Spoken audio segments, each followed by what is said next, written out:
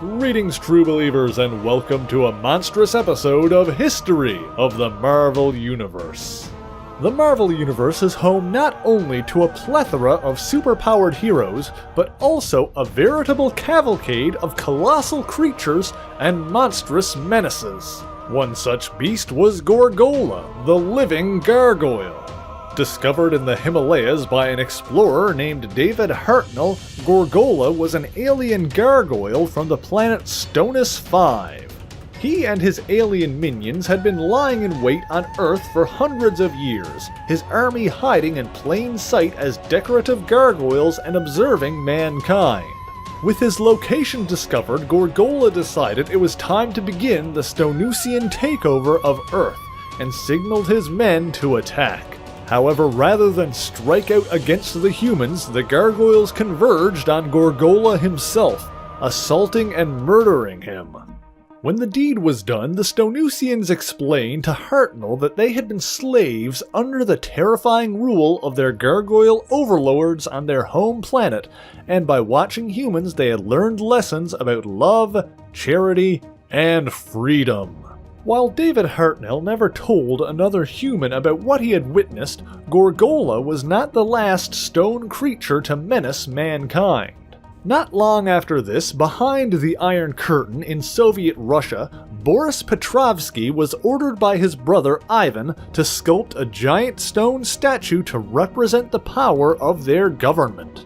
Boris was less than thrilled, but had little choice in the matter and set to work carving a 100-foot colossus out of solid granite.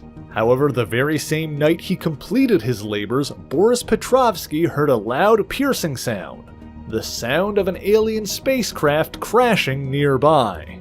Sneaking closer to investigate, Petrovsky witnessed a crab-like alien emerge. Boris ran, but the alien followed, making psychic contact with the frightened human. Boris learned that the alien sought to possess a stronger body until a rescue ship could arrive, and the alien in turn learned of the Colossus. The glowing crustaceous entity phased into the 100-foot statue, bringing it to life and taking full control over its form. Russian forces attacked the stone behemoth, but they were no match for the living Colossus. The alien's powerful psionic energy even allowed the Colossus to take to the air and destroy the enemy planes who sought to defeat it. When the dust settled and the battle was done, a second flying saucer landed on Earth, and the alien who had possessed the stone statue left, with Boris Petrovsky being the only human alive who knew the truth of what had happened. However, this was not the end, for when the alien returned to its home planet of Cancerius 3, the civil war that had been raging there was at its end, and the new regime was one with a goal of universal conquest. The alien who had been stranded reported that Earth's military might could be defeated if their morale was lowered first. To accomplish this, several of their crab-like race once again took control of Petrovsky's statue while it was being transported across the Pacific. And so, on the beaches of California, the living Colossus came to America.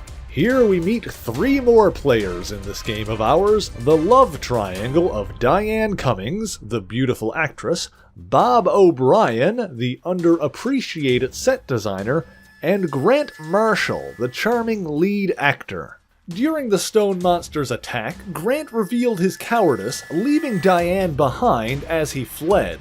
Meanwhile, after the Russians revealed that the Colossus had been animated by hostile aliens, Bob O'Brien concocted a plan.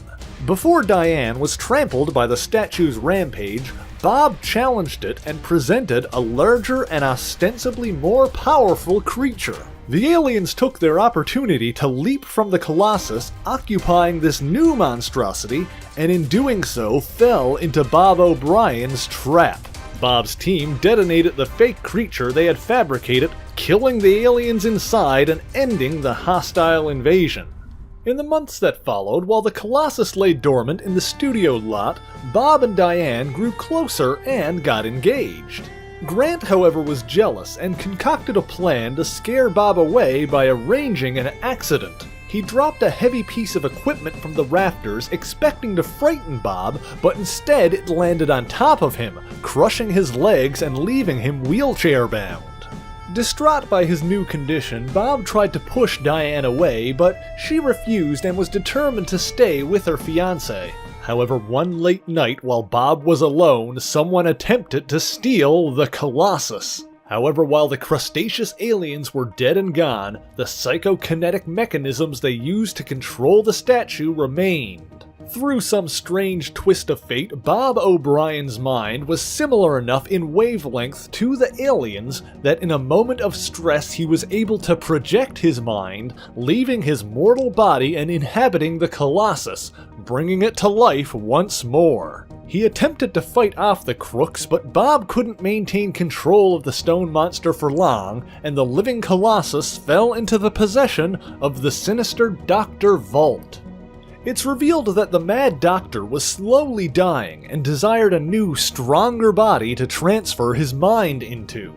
Using a matter condenser ray, Dr. Volt began shrinking the living Colossus to suit his needs. Meanwhile, Bob O'Brien continued to attempt to reach out with his mind and control the stone behemoth once more. Then, before the shrinking process was complete, a 30-foot Colossus, now under Bob's mental control, broke free and began destroying the evil Doctor's headquarters. Volt tried to lock the Colossus in his lair, but the giant statue was too powerful to be contained. The Mad Doctor's sinister minions fled by car, but the living Colossus took to the air and flew after them, until they crashed their vehicle into a beachside resort, setting fire to the building. The shaken criminals gave the living Colossus its new nickname, as it rescued a pair of children from the burning building. However, Bob wasn't able to continue controlling it any longer, and the living Colossus fell stationary once more, as a Stonusian gargoyle looked on. Yes, after the death of Gorgola, a civil war raged on Stonus 5. One side fighting for freedom and survival, while the other sought conquest and revenge on Earth. The evil Stonusians were led by none other than Gorgola's father, Granitor. And with their transporter completed, the gargoyles were ready to invade Earth. Meanwhile, Magnor, one of the Stonusian rebels responsible for Gorgola's death, watched as it was transported back to the studio lot where it formerly rested, only for him to be attacked by Granitor's assassins. Magnor fought off his attackers but was injured in the scuffle. Seeking refuge in the nearby studio, Magnor encountered the trio of Bob, Diane, and Grant. He told the humans the story of Gorgola and warned them about the coming of Granitor. And, if there was any doubt to be found in his words, it was quickly assuaged by the arrival of more hostile alien gargoyles. The Stonusians took Bob, Diane, and Magnor and began to fly off, but Bob kicked up, freeing himself from the alien's grasp and indicating that his legs were beginning to heal. The gargoyles decided to ignore the falling human, and as Bob plummeted, he was able to once again transfer his mind into it, the living Colossus, and safely catch his own falling body. The 30-foot Colossus flew after the Stonusians and encountered their enormous leader, Granitor. The living Colossus began to overpower the alien conqueror, but Granitor had an army of gargoyles at his side and escaped with Diane as a hostage and the intent of bringing the remainder of his forces to Earth. Bob wished to pursue them but couldn't handle the strain of controlling the Colossus any longer, and his mind returned to his own body. Elsewhere, the sinister Dr. Volt hatched a new scheme to defeat the living Colossus and take its body for himself, one that involved awakening an ancient dragon that had menaced China several years prior, the terrifying Fin Fang Foom. However, while Volt succeeded in rousing the beast from its slumber, his machine was unable to maintain control over it. Meanwhile, Bob O'Brien once again reached out with his mind to control the living Colossus and track down the evil gargoyles. It arrived too late, however, and found the gateway to Astonishing 5 already open, and Granitor's forces spilling out. The Living Colossus fought back against the Stonusians, but began to be overwhelmed by their sheer numbers, until Fin Fang Foom arrived on the battlefield. His keen mind quickly identified the strange invaders as a hostile threat to the planet he now occupied, and so the ancient alien dragon teamed up with the 30-foot Colossus to fight against the evil gargoyles spilling from the hole in the sky above. In the end, Granitor and his army fled, but as they passed through the portal back to Astonishing 5, the Living Colossus shattered the machine holding the path open. The gateway closed with the invaders inside, rending them asunder and ending the threat of Granitor's oppressive regime forever. However, in the aftermath of that battle, Dr. Volt used his machines to once again assert control of Fin Fang Foom, forcing the dragon to battle the Colossus. While the Colossus escaped that encounter, allowing Bob's mind to return to his own body to rest, the dastardly Dr. Volt drew it out once again by compelling Fin Fang Foom to launch an attack on Los Angeles.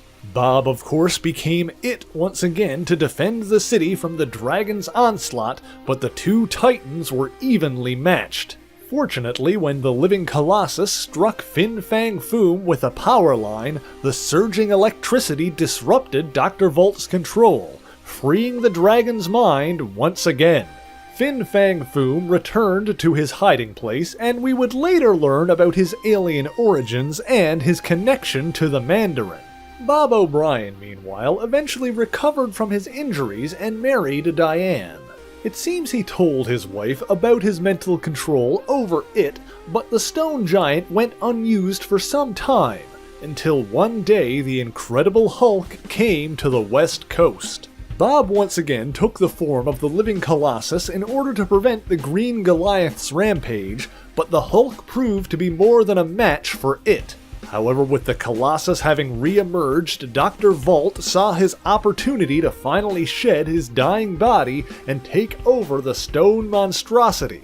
Bob's consciousness was forced out as Dr. Volt became the Living Colossus. This made little difference to the Hulk, who, despite his smaller stature, proved to be the stronger force, and the gamma-irradiated monster smashed his stone opponent into pieces. The Colossus was tenacious, however, and the psionically controlled rubble continued its assault. Even shattering the statue to dust wasn't quite enough to stop it, at least until a clap from the Hulk produced enough force to scatter the broken fragments of the no longer living Colossus to the wind. Dr. Volt returned to his body just long enough to die, and the saga of it, the Living Colossus, came to an end. At least for now. Hey guys, thank you so much for watching this video. I hope you liked it. If you did, please leave a like, leave a comment, and share it on your favorite social media. It'd really help me a lot. As always, the issues referenced in this video are listed in the description below if you would like to read them for yourself, as well as links to my various social medias, including my Twitch page where we are currently playing Marvel Ultimate Alliance 2 twice a week. So until next time, true believers, Excelsior!